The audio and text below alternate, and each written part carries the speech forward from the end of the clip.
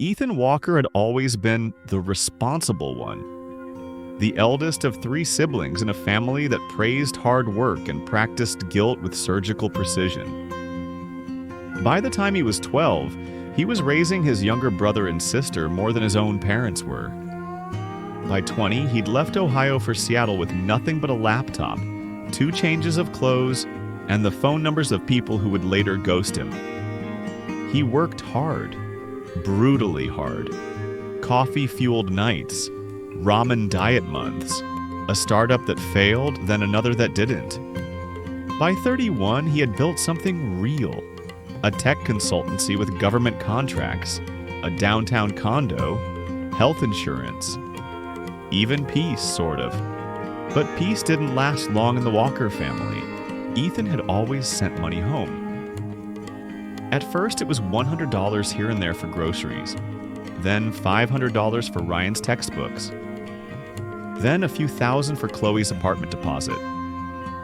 A few thousand more when Dad said the roof needed fixing, a car repair, a loan that was never mentioned again. Every favor came with the same undercurrent. You owe us. Mom liked to say it in soft tones. We raised you, Ethan. We gave up so much. It's only fair you give back. Dad was blunt. What's the point of having a rich kid if he won't help? And Ethan helped, because part of him still believed love was earned through sacrifice.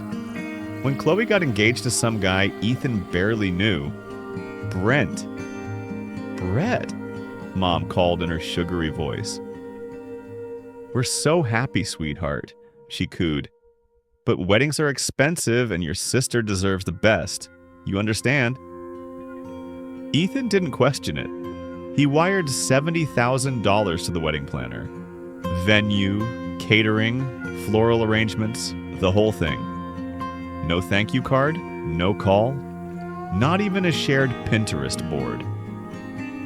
Still, he waited for the invitation. Ethan had always been the dutiful son. The one who showed up when it mattered. The one who paid for things, who was the first to help, even when it hurt. He didn't ask for thanks or recognition. He was just there, quietly bearing the weight of his family's expectations. So when Chloe, his only sister, announced her wedding to a man Ethan had never met, there was no question he would step in. A wedding was supposed to be a family celebration, a day of love and togetherness. Ethan had the means, so he immediately agreed to cover the costs, no hesitation. The phone call came from Linda, as it always did, dripping with sweetness. Sweetheart, we need your help. Chloe deserves a beautiful wedding, and the venue is more expensive than we thought. It's a big day for the family. We know you'll understand. Of course, Mom, Ethan had replied, knowing what was expected of him. He transferred the $70,000 without asking a single question, even though he wasn't entirely comfortable with how casually they spoke of the money. They never seemed to ask him if he deserved anything, but no matter. They were family. But that was the last time they spoke to him about the wedding. Ethan waited for weeks, expecting to receive an official invitation to the wedding. At the very least, he thought he'd get a call from Chloe. Something, anything to acknowledge his contribution. But the weeks passed, and the silence grew louder. His phone buzzed with emails, business calls, and texts from friends. But not from his family.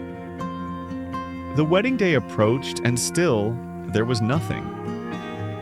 It was the Thursday evening before the wedding when Ethan began to suspect something was wrong. The transfer had already gone through, but there was no RSVP, no invitation, no mention of details. He checked his phone, half expecting a message from his mom or his sister. Nothing. By now, even Chloe's social media was full of wedding-related posts. Photos of dresses, the bridal party, the venue, but not a single mention of him. At that moment, a cold feeling settled in his chest. He dialed Chloe's number, but it went straight to voicemail. Then he tried Linda's. No answer. Frank's. Nothing. Ethan tried to brush it off. Maybe it was an oversight. He rationalized. Maybe they were busy. They probably didn't want to burden him with too much last-minute planning. But by Friday afternoon, the morning of the wedding, that feeling of being forgotten, of being pushed aside, took over. It was too quiet. His phone sat still on the kitchen counter, untouched. He should have received a call, a text, anything to confirm the details. After all, he had just paid for this extravagant event. Yet no one seemed to care enough to include him. It was 3 days before the wedding when he finally got the text message. He stared at it for a long time, unable to believe what he was reading. "Hey, if you're free this weekend, feel free to swing by the wedding tomorrow. 5 p.m. Dress code's formal." The text was short, casual, no explanation, no acknowledgement. Just an impersonal invitation as though it were an afterthought. No, "I hope you can make it." No, "I'd love for you to be there." Not even "We'd really appreciate your presence." Just, "If you're free." The cold sting of betrayal hit him hard. It felt like a slap in the face. This wasn't a family celebration. This was an obligation, an afterthought. Chloe had taken everything, his money, his help, and still couldn't be bothered to invite him with the courtesy he deserved. The realization was sharp. They didn't see him as family anymore. They saw him as a resource. For the first time, Ethan felt something break inside him. His chest tightened, not with anger, but with the overwhelming weight of disappointment. It wasn't just the money. It was the realization that they had never cared about him as an individual. They cared about what he could give them. In that moment, Ethan made a decision. He wasn't going to play this game anymore. He didn't reply to Chloe's text. He didn't call his mother. He didn't even bother responding to Frank's inevitable rant. Instead, Ethan went to his banking app. He tapped the pending transaction, and with one swift motion, he hit cancel.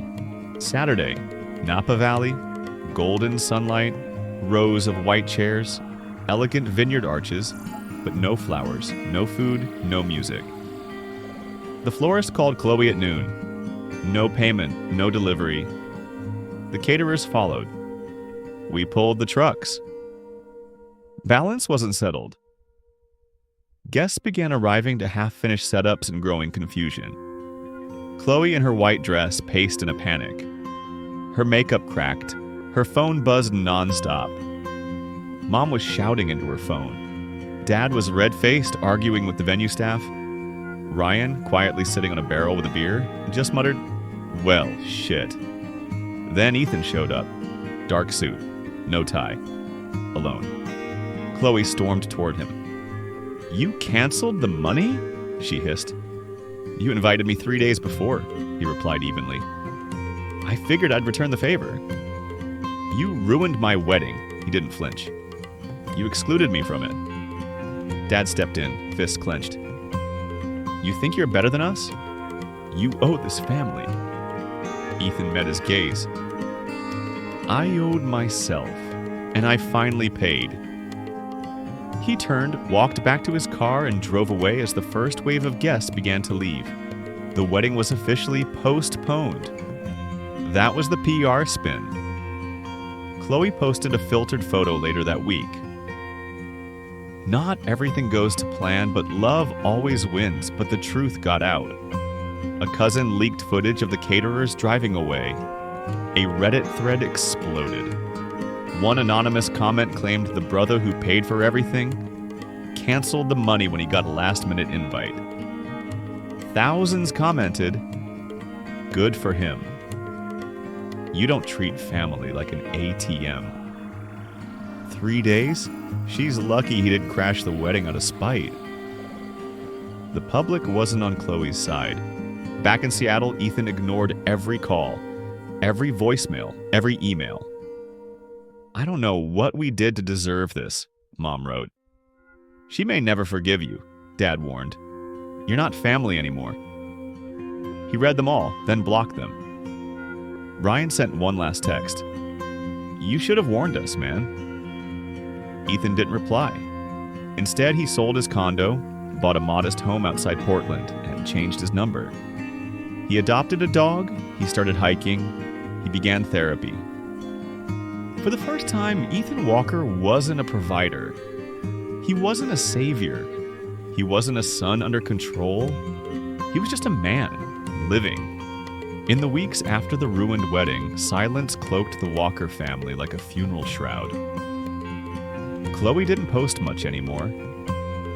The once filtered smiles disappeared from her social feed. Brent, or Brett, Ethan still wasn't sure, vanished from the narrative altogether. There were rumors of a quiet courthouse marriage done without flair or photos, just a signature and a sigh. Ethan expected rage. He braced for retaliation. A family scorned usually returned like a storm. But instead, something quieter arrived. A letter, handwritten, from Mom. "We didn't mean to hurt you," it read. "You've always been the strong one. Maybe we leaned too hard. Maybe we forgot how to appreciate you. We were wrong. Please don't shut us out forever." It wasn't perfect. There were no direct apologies, just a subtle admission. An olive branch extended from a tired tree. Then came a message from Ryan. "It's not the same without you. Chloe knows she messed up. She just doesn't know how to say it." Even Dad, the one who had called him dead to them, sent a short, blunt voicemail. "I was an ass. You didn't deserve that. You're still my son." Ethan didn't respond right away. He wasn't sure how. The anger had cooled into something heavier. Disappointment's final form. Quiet grief. The kind that doesn't yell but lingers. Eventually he wrote back, a simple note. No drama, no scolding. "I'm not angry anymore, but I need time. What happened hurt. You all need to understand that I can't unsee what I saw or unfeel what I felt, but I don't hate you, I just need space to breathe." And that was the truth. He didn't want revenge. He didn't want to keep score. He just didn't want to bleed for people who didn't notice when he was bleeding. Over time, the tension softened. Ethan came home that Christmas. Not for a big celebration, just a quiet dinner. No tree, no presents. Just a seat at the table that had been left empty for too long. They talked. Not about the wedding, not directly, but about work, and food and the snow outside. Chloe was polite, distant, like someone trying to walk barefoot over glass she herself had broken. Ryan hugged him. Mom cried. Dad poured a drink. No one asked him for money. No one thanked him for the years he had already given.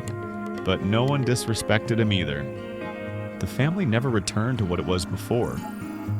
That illusion had shattered for good. But in place of blind loyalty and transactional love, something new formed. A cautious understanding. They were trying, in their own flawed way, to rebuild. Not from obligation, but from necessity. From guilt, from truth. Ethan forgave them, but he never forgot. He knew better now. Love didn't mean sacrifice without boundaries. Family didn't mean ownership. And trust. Trust was something you built slowly, like a new house on the same cracked foundation. You could live there again maybe, but you'd always feel the draft from the cracks. Still, he visited now and then. He answered their calls. He smiled. He even laughed. But part of him always stood outside the door, watching, waiting, remembering. And that was enough. Thank you so much for patiently listening to the story. If it moved you, made you think, or simply kept you company, please consider subscribing to our channel for more powerful narratives like this one. Your support helps us keep telling the stories that matter. Until next time, take care.